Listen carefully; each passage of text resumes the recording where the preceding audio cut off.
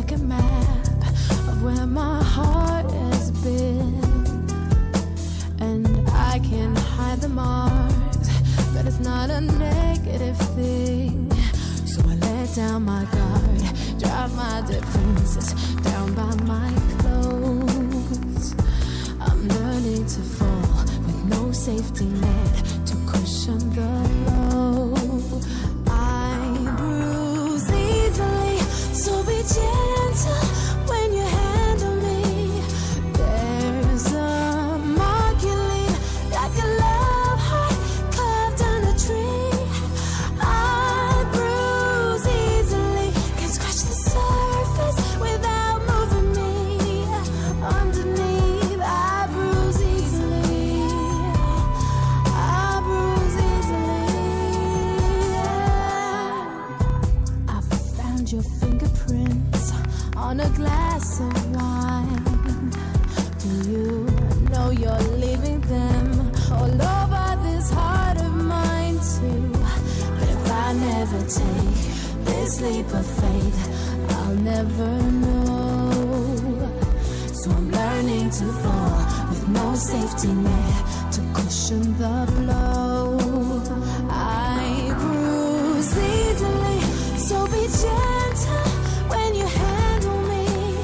There's a mark you leave like a love heart carved on a tree. I bruise easily, can scratch the surface without moving me. Underneath, I bruise easily. I bruise easily. Anyone who can touch you, can hurt you, or heal you. Anyone who can reach you, can love you, or leave you. So be gentle. So be gentle. So be gentle. Gli abiti di Roberto Stella. Un applauso a tutte le ragazze, grazie, grande. Due momenti moda presentati dalle nostre incantevoli modelle hanno palesato che Roberto Stella è certamente uno dei più innovativi e creativi stilisti dell'ultima generazione sarda. Andiamo a conoscerlo con maggiore attenzione. Prima di tutto, cosa rende inconfondibile lo stile di Roberto Stella? Ma io direi che a questa domanda dovrebbero rispondere gli altri. Io cerco comunque di creare degli abiti, di fare appunto delle creazioni che abbiano un qualcosa di diverso dal solito, se no non sarei uno stilista come mi voglio definire. Tu cominci a farti un nome in Sardegna, ma è preferibile essere Cesare in patria, cioè affermarti qui nell'isola, oppure faticosamente crearti un piccolo spazio nel mondo della grande moda milanese? Diciamo che comunque anche affermarsi in Sardegna, nonostante comunque gli stilisti non siano tantissimi, non è semplice, perché la Sardegna è un'isola e tale è proprio, cioè siamo isolati dal resto del mondo, e quindi è molto più difficile venire fuori in qualsiasi tipo di arte, non soltanto nella moda. Il discorso è comunque, come dicevi tu, che lavorando comunque nel continente o addirittura all'estero si ha molta più concorrenza, ma forse quella sarebbe anche una spinta in più per tutti gli stilisti. E acceleriamo, perché Paul mi manda certe occhiatacce. I tuoi abiti da sera e da sposa sono di gran pregio e sono molto richiesti, ma la tua popolarità, come abbiamo visto, è legata ai tuoi bellissimi e coloratissimi abiti da ballo. È meglio specializzarsi in un settore o proporsi a tutto tondo?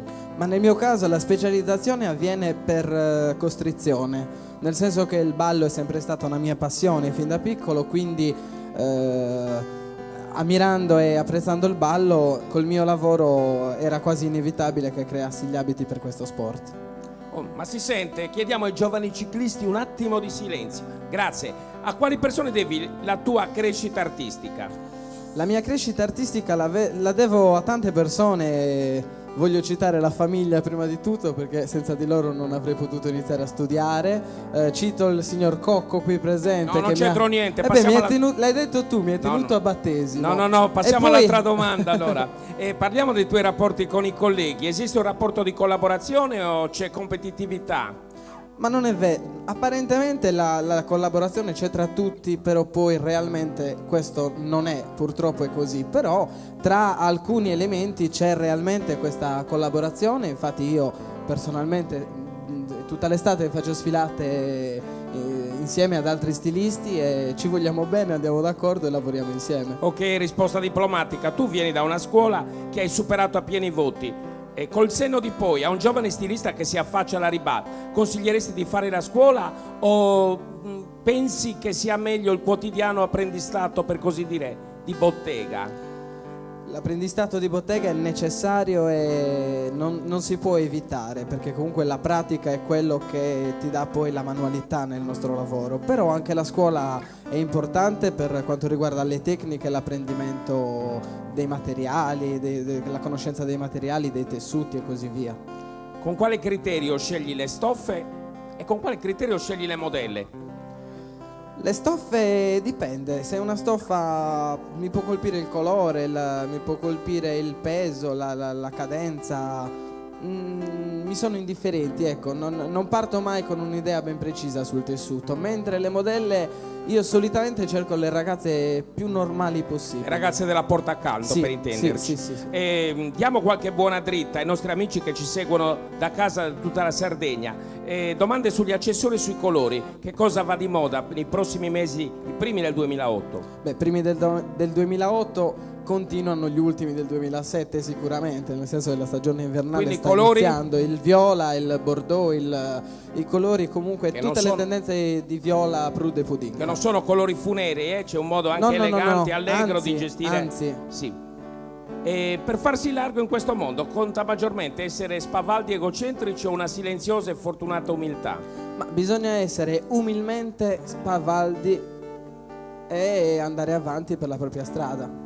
Respira forte, ultime 3 domande, una dopo l'altra. Paul, sono perfettamente in linea. Antonio Marras è un fenomeno isolato o è il pioniere dell'etno chic sardo?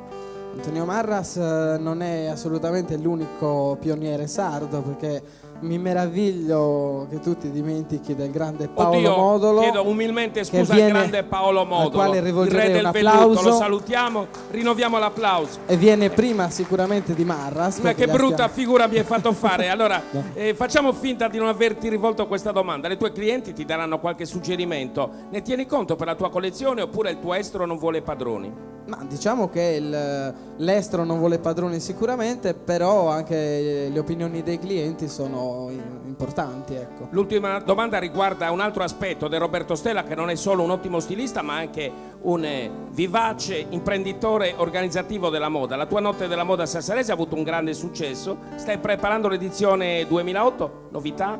Cosa cambierà?